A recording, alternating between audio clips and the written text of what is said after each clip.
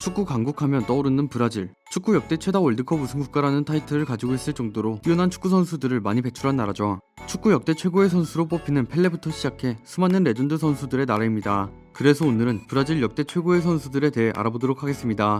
이 영상에 선정한 선수들은 저의 개인적인 기준으로 선정했다는 점 양해 부탁드립니다. 그럼 지금 바로 시작합니다. 가장 먼저 알아볼 브라질 선수는 바르셀로나 시절 최고의 임팩트를 보여주었던 호나우지뉴입니다. 호나우지뉴는 브라질의 그레미우에서 선수 생활을 시작했는데요. 18세의 나이에 48경기 23골을 넣는 활약으로 여러 유럽 구단들의 관심을 받아 파리 생제르맹으로 이적하게 됩니다. 이후 2002 월드컵에도 참가하여 호나우두, 히바우두와 함께 3R로 불리며 브라질 대표팀을 이끌었죠. 특히 잉글랜드와의 8강전에서 호나우지뉴는 뛰어난 활약을 보여주었는데요.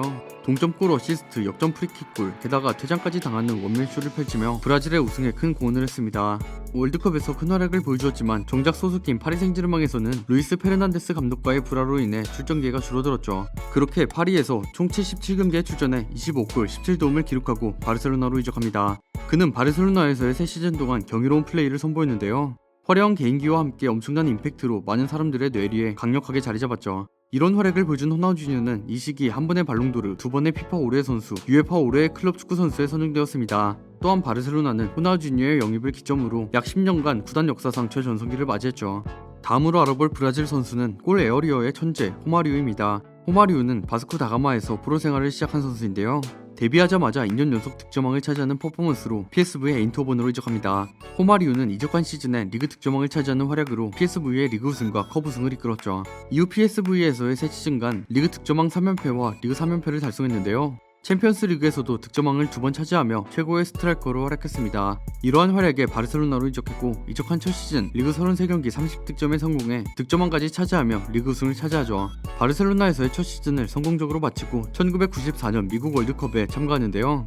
8강 네덜란드전 선제골, 4강 스웨덴전 결승골을 기록하며 팀을 결승으로 이끌었습니다. 그렇게 올라간 월드컵 결승전 이탈리아전에서 승부차기 끝에 승리하며 월드컵 우승을 차지했죠. 이에 월드컵 골든볼, 피파 올해의 선수상까지 수상하게 됩니다. 이후 그는 브라질로 복귀했고 발렌시아로 이적하며 스페인 무대로 복귀하는 등 팀을 옮겨 다니다가 친정팀인 바스쿠 다가마에서 은퇴했죠.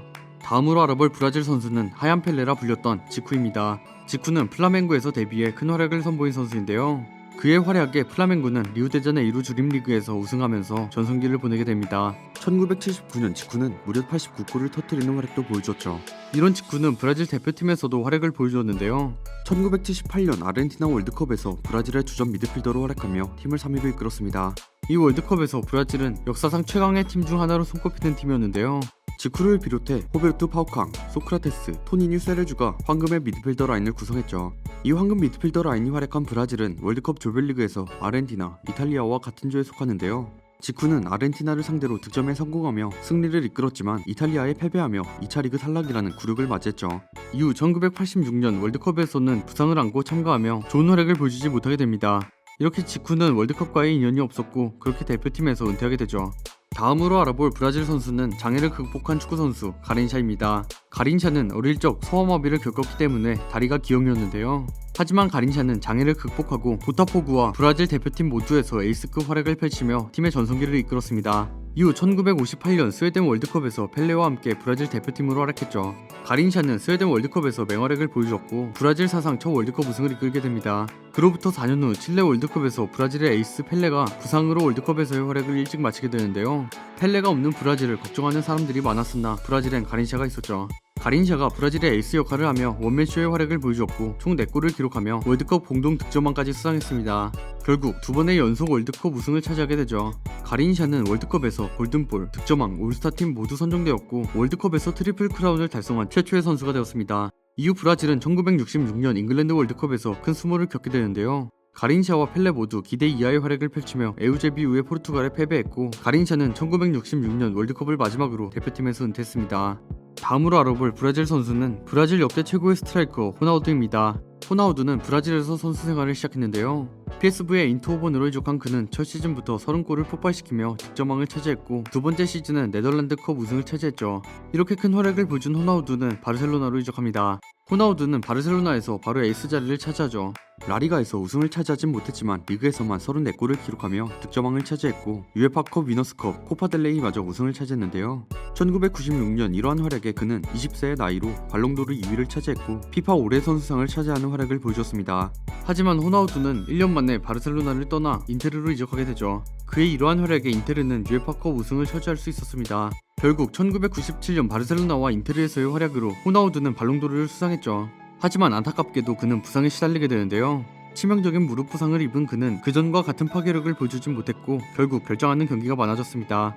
그는 부상에서 회복하고 2002년 월드컵에서 엄청난 파괴력을 보여주며 월드컵 우승을 차지하죠. 호나우두는 월드컵 이후 레알 마드리드로 이적하게 되는데요. 갈락티코의 일원이 된 호나우두는 리그 23골을 기록하며 레알의 라이가 우승을 이끌었죠. 하지만 이후 호나우두는 AC 밀란을 거치고 브라질 무대로 복귀 후 은퇴를 선언했습니다. 다음으로 알아볼 브라질 선수는 축구 황제라 불린 선수 펠레입니다.